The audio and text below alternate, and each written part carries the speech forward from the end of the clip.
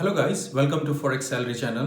पिछले हफ्ते मैंने बिगिनर मिस्टेक सीरीज स्टार्ट की थी जहां पर हमने लर्निंग फर्स्ट के बारे में बात की थी। आई होप उससे आपने कुछ फायदा उठाया होगा और आप अपनी लर्निंग पर फोकस कर रहे हैं। उसी सीरीज को कंटिन्यू करते हुए ये दूसरा इंपॉर्टेंट वीडियो है ओवर ट्रेडिंग के ऊपर, जो दूसरी इंपॉर्टेंट मिस्टेक्स है। और इसमें मैं बात करूंगा ओवर ट्रेडिंग के बारे में, जो क्या प्रॉब्लम सभी ट्रेडर फेस करते हैं और कैसे मेरी 5 पर्सनल टिप्स जो आप यूज कर सकते हैं ओवर ट्रेडिंग से ओवरकम होने में। गोल यही है कि जितना पॉसिबल है उतना एजुकेट कर सकूं आपको फॉरेक्स के बारे में। तो अगर अभी तक आपने इस चैनल को सब्सक्राइब नहीं किया है, please subscribe the channel, hit the notification bell. Let's jump into the video. Hello guys. तो इस बिगिनर मिस्टेक सीरीज में नंबर 2 पर जो मिस्टेक्स मैं समझता हूं जो बहुत इंपॉर्टेंट है वो है ओवर ट्रेडिंग। ओवर ट्रेडिंग को बहुत लोग ओवरलुक करते हैं क्योंकि पहली पहली मिस्टेक्स बिना सीखे इस फील्ड में आते हैं। दूसरा, फिर जब इस फील्ड में आ जाते हैं इसे गैम्बलिंग की तरह ट्रीट करना शुरू कर देते हैं। जैसे आप कहते हैं अल्कोहल की एडिक्शन हो जाती है, उसी तरीके से इसकी भी एडिक्शन हो जाती है क्योंकि जब इसमें मनी इन्वॉल्व होती है, इमोशन इन्वॉल्व होते हैं और आपका एक या दो ट्रेड प्रॉफिट में जाता है, ट्रेडर खुश हो जाता है। पर बाद में फिर जब लूजिंग स्ट्रीक आती है सारा पैसा डूबना शुरू हो जाता है। आप डिपॉजिट करते रहते हैं, पैसा अकाउंट में से उठता चला जाता है, पर आप सोचते हैं एक ना एक दिन ये प्रॉफिट में आएगा और बार बार ट्रेड करते रहेंगे बिना कोई प्लान फॉलो करे, कोई रिस्क मैनेजमेंट के, और ओवर ट्रेडिंग करते रहेंगे और आपका अकाउंट ब्लो होते रहेंगे। तो ये मिस्टेक्स बहुत इंपॉर्टेंट है और इस मिस्टेक्स को बिगिनिंग में सुधारना बहुत जरूरी है। अगर आप ओवर ट्रेडिंग करते रहेंगे कभी भी इस फील्ड में सक्सेसफुल नहीं होंगे। और मैं बताऊंगा कि आप ओवर ट्रेडिंग को कैसे सुधार सकते हैं। जो मेरी 5 पर्सनल टिप्स है मैं आपको बताऊंगा जो आप यूज कर सकते हैं और ओवर ट्रेडिंग से बाहर निकल सकते हैं। सबसे पहले मैं मिथ के बारे में बात करना चाहूंगा कि ये एक मिथ है मार्केट में कि जितना आप ज्यादा ट्रेड करेंगे उतना ज्यादा आप प्रॉफिटेबल होंगे, जो बिल्कुल ही झूठ है। ऐसा जरूरी नहीं है कि आपको हर रोज ही ट्रेड करना है या आपको 5 या 10 या 15 या 20 50 ट्रेड लेने हैं एक ही दिन में तभी आप सक्सेसफुल होंगे। ऐसा कुछ नहीं है। अगर आप प्लान को फॉलो करें और आपके प्लान के तहत अगर आप दिन में एक ही दो सेटअप मिल रहे हैं तो एक ही दो सेटअप लें। ज्यादा जरूरी नहीं है कि आप ज्यादा ट्रेड लें। जितना ज्यादा ट्रेड लेंगे उतने प्रॉफिटेबल होंगे, ऐसा जरूरी नहीं है। आप एक दो ट्रेड लेके भी दिन में अपना रिस्क टू रिवॉर्ड लगा के प्रॉफिटेबल हो सकते हैं। तो ये बिल्कुल मिथ है कि आपको ज्यादा ट्रेड करना होगा प्रॉफिटेबल होने के लिए। तो सॉल्यूशन क्या है? सॉल्यूशन मैं आपको बताऊंगा 5 पर्सनल टिप्स जो आप यूज कर सकते हैं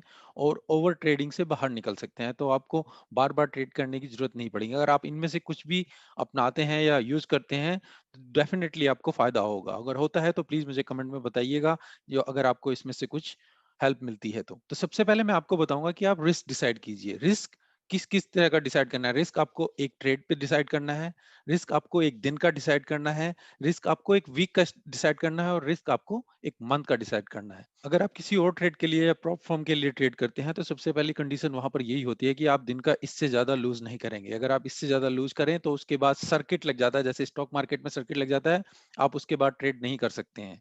तो उसी तरीके से आपको अपने ऊपर एक मॉनिटर लगाना पड़ेगा। सब अगर यहाँ पर मैं एक एग्जांपल दूं, रिस्क पर ट्रेड मान लीजिए आपके अकाउंट में $10,000 है और आपको 2% रिस्क लगाना है तो एक ट्रेड पे आप $200 लूज करेंगे, इससे ज्यादा नहीं।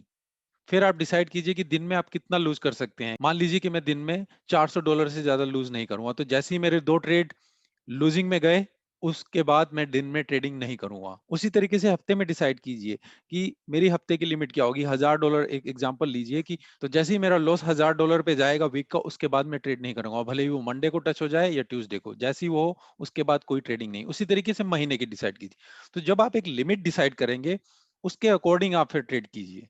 अगर आप कोई लिमिट ही नहीं होगी तो आप ट्रेड करते रहेंगे, सेटअप मिलते रहेंगे और एक ही दिन में आपका पूरा 10,000 का $10,000 अकाउंट उड़ सकता है। तो लिमिट डिसाइड कीजिए कि एक ट्रेड पे कितना लूज कर सकता हूँ, एक दिन में कितना लूज करना है, एक वीक में कितना लूज करना है और एक मंथ में। एक सर्किट लगाइए जैसे कि एक स्टॉक मार्केट में सर्किट होता है। दूसरा मैं कहूंगा कि find your family pairs. Family pairs में इसलिए कहता हूँ कि ट्रेडर्स क्या होते हैं, बहुत सारे पेयर्स अपने पोर्टफोलियो में ऐड कर लेते हैं। वो स्टॉक भी ट्रेड कर रहे हैं, वो क्रिप्टो के भी पेयर्स ट्रेड कर रहे हैं, वो फॉरेक्स के भी ट्रेड कर रहे हैं और वो इंडेक्स भी ट्रेड कर रहे हैं। तो सभी एक जगह से बस घूम ही रहे हैं, सब जगह पे उनका फोकस ही लूज है।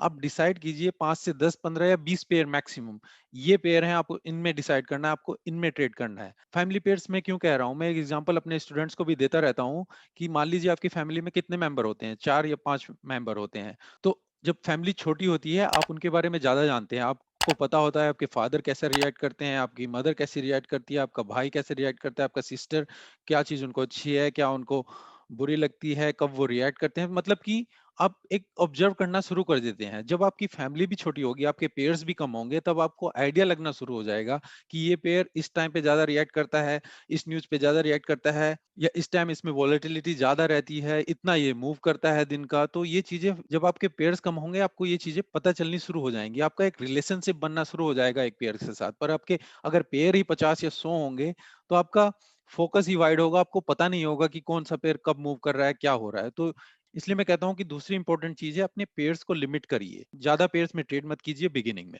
तीसरा आता है कि अपने आप को लिमिट कीजिए कि आप चार्ट्स को वॉच करें। क्या होता है, फॉरेक्स की मार्केट 24 आवर्स की मार्केट है, तो आप 24 घंटे मार्केट को देखना शुरू कर देंगे तो आप पागल हो जाएंगे। स्टॉक मार्केट में एटलीस्ट ये बेनिफिट है कि आप 9 से 2 कि मतलब एक 6 घंटे के लिए मार्केट खुलती है, तो केवल 6 घंटे के लिए ही बेवकूफ बना जा सकता है। पर यहाँ पर क्या है, आप 24 आवर की मार्केट है, तो यहाँ से आप जब शुरू हो जाएंगे बट तो गधे की तरह ट्रेड करने लगेंगे। Sorry for my bad words, पर यही ट्रू है। अगर अगर आपका डिसिप्लिन अच्छा नहीं है, आप अपने आप को कंट्रोल नहीं कर सकते हैं, तो फॉरेक्स मार्केट आपको फिर पेन देना शुरू कर देगा, जो स्टॉक मार्केट से भी ज्यादा वर्ष का है। तो इसलिए आपको डिसाइड करना होगा कि लिमिटेड टाइम के लिए ही आपको चार्ट देखना होगा कि इसी टाइम पे मैं मार्केट को देखूंगा, इसके अलावा नहीं देखूंगा। आप डिसाइड कीजिए, जब यूरोपियन मार्केट खुलती है जो कि दोपहर के 12 बजे, आप वहां देखें, या शाम को 7 बजे के बाद जब यूएस की मार्केट खुले, तब आप वहां पर दे सकते हैं। या स्विंग ट्रेडिंग के लिए आप मॉर्निंग या इवनिंग में दे सकते हैं। तो एक डिसाइड कीजिए कि लिमिट, टाइम लिमिट कीजिए।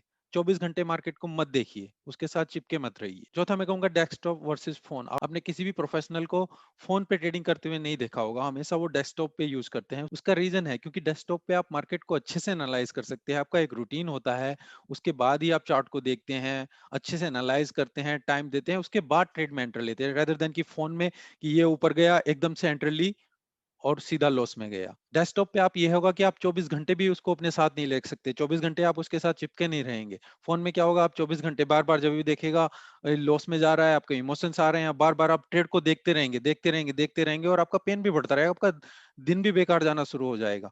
तो इसलिए मैं कहूंगा डेस्कटॉप को प्रेफर कीजिए रेदर देन की फोन। हाँ, अगर आप डेस्कटॉप नहीं ले सकते हैं, केवल आपके पास फोन है, तो यहाँ पर फिर आपको बहुत ही स्ट्रिक्ट डिसिप्लिन लगाना पड़ेगा अपने ऊपर कि आप इस टाइम के दौरान ही फॉरेक्स में देखेंगे, कि या तो मैं 2 घंटे इस टाइम पर देखूंगा या 2 घंटे उस टाइम पर देखूंगा। अगर आप ये चीज नहीं लगाएंगे, डिसिप्लिन नहीं लगाएंगे, तो आप फिर एडिक्टेड होते चले जाएंगे और आपको फिर ट्रेडिंग में प्रॉब्लम आनी शुरू हो जाएगी। तो मैं कहूंगा, प्लीज, जैसा मैंने कहा कि लिमिट करिए टाइम में, डेस्कटॉप पे जाइए, अगर डेस्कटॉप पे नहीं है तो फोन में जाइए, और फोन में भी केवल लिमिटेड टाइम के लिए देखिए रेदर देन की 24 आवर्स। पांचवी और आखिरी टिप्स मैं बताना चाहूंगा कि फेक रिपोर्टिंग। फेक रिपोर्टिंग का मेरा मतलब यहाँ पर क्या है कि मान लीजिए जब किसी आप कंपनी में काम करते हैं, अगर आप 1-2 दिन काम नहीं करेंगे या 1-2 दिन कुछ रिपोर्टिंग नहीं देंगे, तो क्या होगा, बॉस आपके ऊपर बैठ जाएगा, हाँ भाई रिपोर्ट कहाँ है, हाँ भैया 2-3 दिन से तू ऑफिस में नहीं आ रहा है, क्या है, क्या सैलरी चाहिए या नहीं चाहिए, आप आपकी सैलरी नहीं मिलेगी या सैलरी कट हो जाएगी जितने दिन आप ऑफिस में नहीं जाएंगे। मतलब कि एक एक पेनल्टी लगेगी। यहाँ पर क्या है, यहाँ पर आपको किसी को रिपोर्टिंग तो करनी है नहीं है, $10,000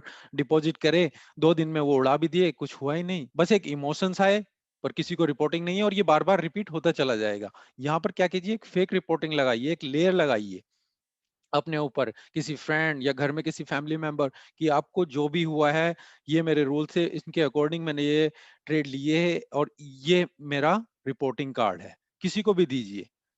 अगर आप ऐसा करेंगे, आप एक रिस्पॉन्सिबल हो रहे हैं उस पर्सन के लिए, मतलब कि आपको डेली बताना पड़ेगा। जब आप डेली किसी को बताएंगे, तो आप खुद फिर अपने अंदर उन मिस्टेक्स को दोबारा करने से हिचकेंगे। तो एक तरीके से मैं कहूंगा, एक फेक रिपोर्टिंग अपने ऊपर लगाइए, और इसके साथ साथ आप पेनल्टी लगाइए। जब भी आप मिस्टेक्स को बार बार रिपीट कर रहे हैं, कुछ पेनल्टी दीजिए। ये नहीं कि ट्रेड लूजिंग में गया, कोई प्लान फॉलो नहीं किया और उसके बाद फिर दोबारा से ट्रेड किया, वही बार बार मिस्टेक्स करते रहेंगे। मैं कहूंगा इसके लिए आप अपने ऊपर पेनल्टी लगाइए। मान लीजिए मैंने ये प्रोसेस था, ये प्लान था, A to B, B to C, ये फॉलो नहीं किया, क्या मतलब अब इसका, अपने आप को पेनलाइज कीजिए। एक दिन का खाना मत खाइए, ये टीवी नहीं देखिए, ऐसा कुछ मतलब कि लगाइए जिससे आपको इम्पैक्ट लगे, जो आपको फील हो कि हाँ मैंने ये मिस्टेक्स की थी, अब ये मेरे को पेनल्टी मिल रही है और उसका इम्पैक्ट आपके ऊपर आ रहा है। तो आई होप ये 5 टिप्स जो मैंने आपके साथ शेयर किए हैं, आप इनमें से कोई भी अपने ऊपर अप्लाई, अपने ऊपर लगा सकते हैं और फॉलो कर सकते हैं, और डेफिनेटली आपको रिजल्ट मिलेंगे, क्योंकि पर्सनली मैंने ये यूज की हुई है। मुझे कमेंट में बताइए अगर आपको इससे कुछ फायदा मिलता है, और शेयर कीजिए। And thank you for your love and support. Take care, good bye.